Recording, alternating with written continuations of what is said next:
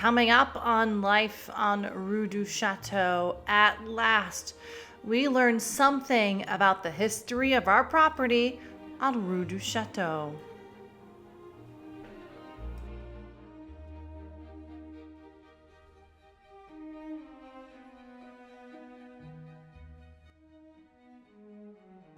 Well, it's hard to believe as I walk down these treacherous stairs.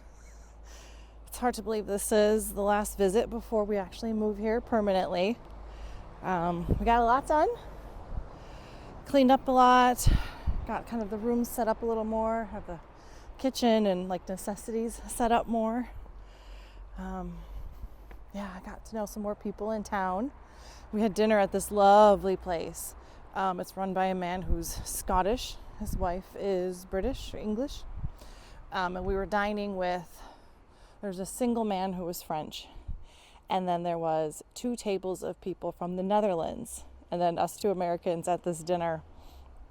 Food was amazing. Almost probably one of the best meals I've ever had. It was amazing, just wonderful. And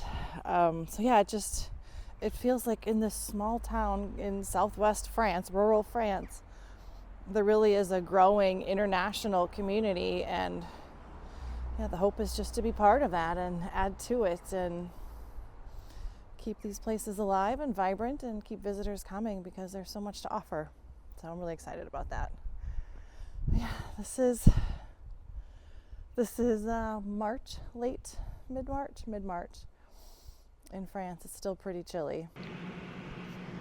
I just spotted a big fat pigeon walking around in the backyard. He's ginormous. And it's raining. He's just walking around in the rain. He's huge.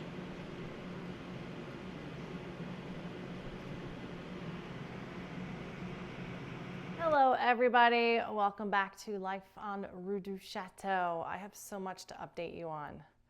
A lot has been happening. First of all though, I'm going to show you this piece of video from when I was just in France a couple weeks ago that is really exciting about the history of our house and where it used to be, how much bigger it used to be. So check that out. Okay, as we step outside, this is Rue du Chateau. This is our house. It's only about a block long. And this is all of our stuff. That's our gate. That's our hideous garage. Rue du Chateau. Oh, it's so warm out today. Wow. Just gorgeous. Okay, there's the street name. I'll zoom in for you so you can actually see. Rue du Chateau. That's where we sit. We are the only house on Rue du Chateau. That's kind of just like a garage, but this is the only house that sits here. Our address, our front door. He told me that this building across the street and half of this block that you see in front of you is actually Rue du Chateau, but only like part of the block. And now we know why. Because this building used to be connected to my building. All of this, it was connected.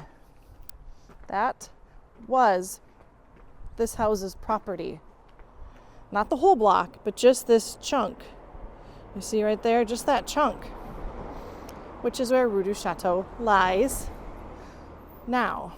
And I'll show you, we're gonna go across the street so you can see. Okay, see, that's where our bakeries are down that street.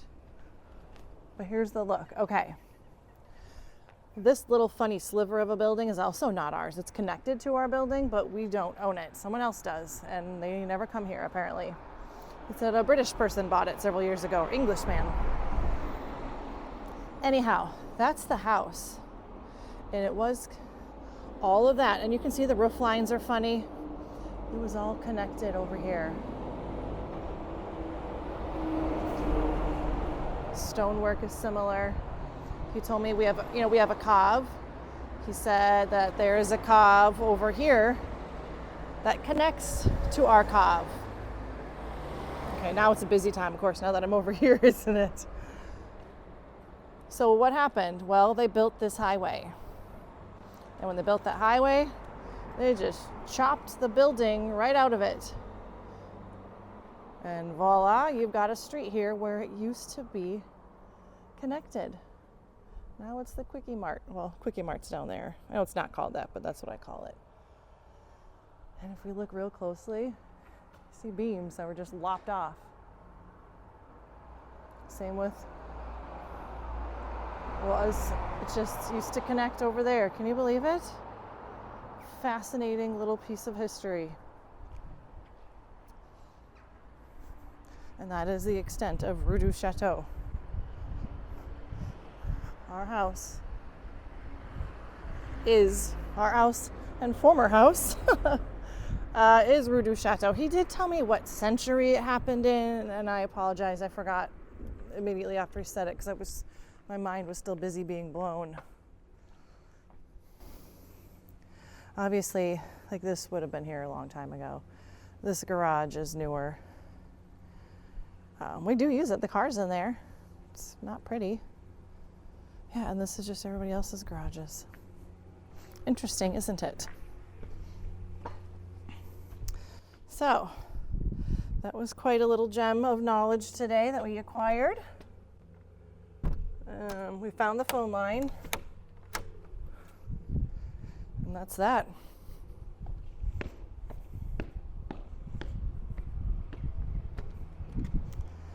Yeah, when he walked in, he was like, "Oh, you got some work to do." I said, "Yes.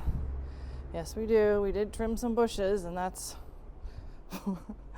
that's all going to get hauled away when we're here in June and have the means to do it." He did tell me also, this house, again, that is by all measures abandoned next to us. I mean, it's such a narrow house. It's so funny. He said, well, these chunks of wood and possibly this gutter and chunks of concrete, or, you know, whatever this is made out of, they're falling off of this abandoned property way up at the tippy top. So he suggested I speak to the mayor about it, because he said it's unsafe. We can't be sitting here and have stuff falling on us. So I thought that was very nice and a good idea.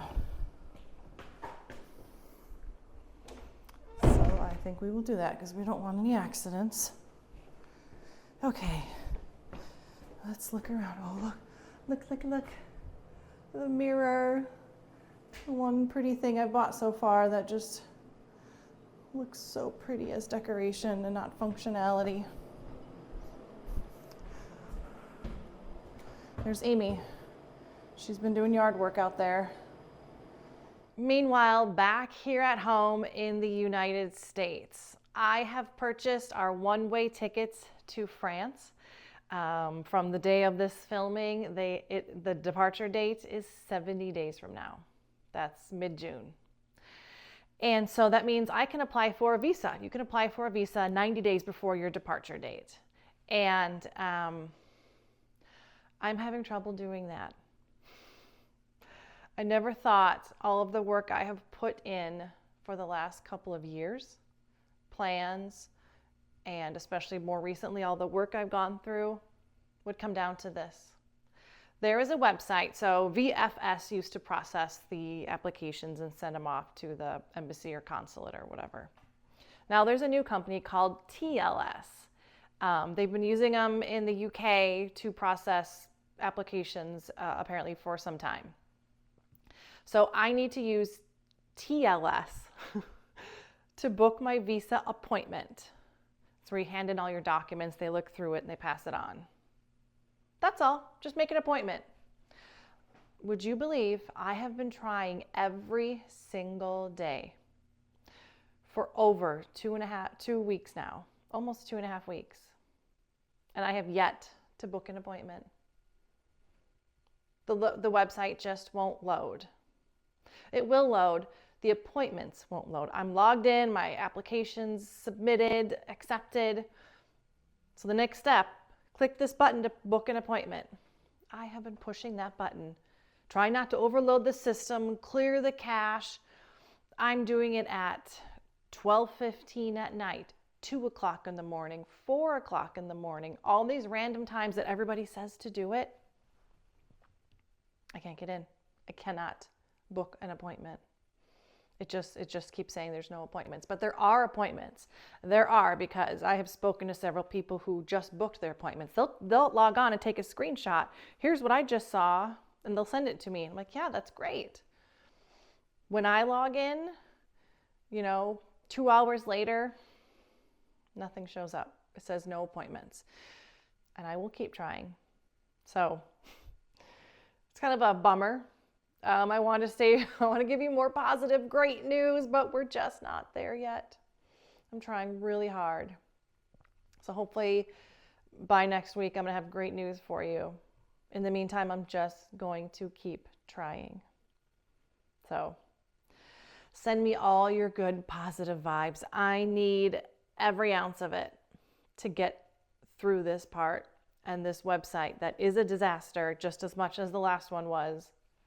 You would think in 2025 that this is a problem. It is. So, on that note, wish me luck. If you have any tips, like if you've worked with the TLS website, maybe even VFS, I don't know, what works for you? I'm trying everything, and I will try anything else you suggest. Let's get through this. I'll see you next time.